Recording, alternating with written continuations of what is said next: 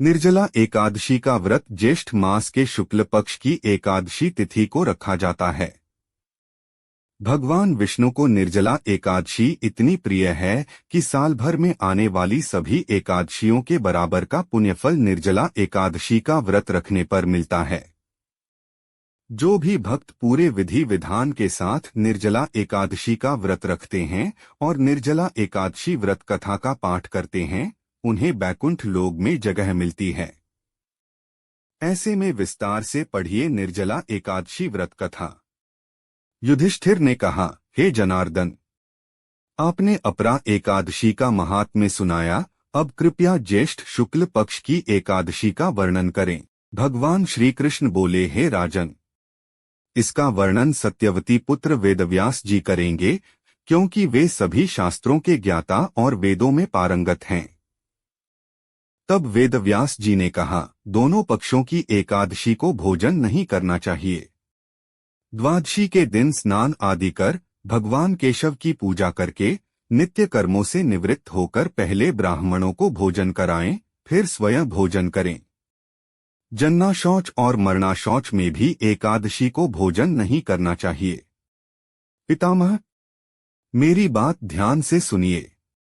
राजा युधिष्ठिर, माता कुंती, द्रौपदी, अर्जुन, नकुल और सहदेव ये सभी एकादशी को उपवास करते हैं और मुझसे भी कहते हैं, भीमसेन तुम भी व्रत करो। मैं उनसे कहता हूँ, मुझसे भूख सहन नहीं होती है।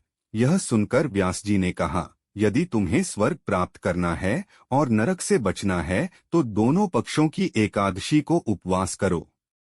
भीमसेन बोले, हे महाबुद्धिमान पितामह, मैं सत्य कहता हूँ कि एक बार भोजन करके भी उपवास करना मेरे लिए कठिन है। फिर बिना खाए कैसे रह सकता हूँ? मेरे पेट में वृक नाम की अग्नि सदैव जलती रहती है, जो बहुत भोजन करने पर ही शांत होती है। इसलिए हे महामुनि, मैं वर्ष भर में केवल एक बार उपवास कर सकता हूँ। कृपया कोई ऐसा एक व्रत बताइए जिससे स्वर्ग प्राप्त हो और कल्याण हो सके। मैं उसका विधिपूर्वक पालन करूंगा। व्यास जी ने कहा, भीम, ज्येष्ठ मास में जब सूर्य वृषभ या मिथुन राशि में रहते हैं, उस समय जो एकादशी आती है उसका यम नियम से और निर्जल उपवास करो। केवल कुल्ला या आचमन के लिए ही जल ग्रहण किया जा सकता है। इसके अतिरिक्त किसी भी प्रकार का जल विद्वान पुरुष को मुख में नहीं लेना चाहिए, अन्यथा व्रत भंग हो जाता है।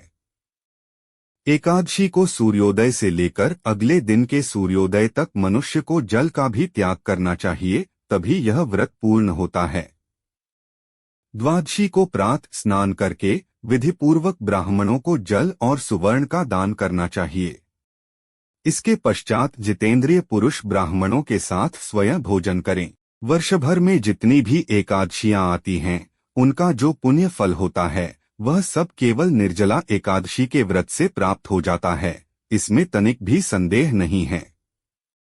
शंख, चक्र और गदा धारण करने वाले भगवान केशव ने स्वयं मुझसे कहा था कि यदि कोई मनुष्य सभी बातों को छोड़कर केवल मेरी शरण में आ जाए और एकादशी को निराहार रहे तो वह सब पापों से मुक्त हो जाता।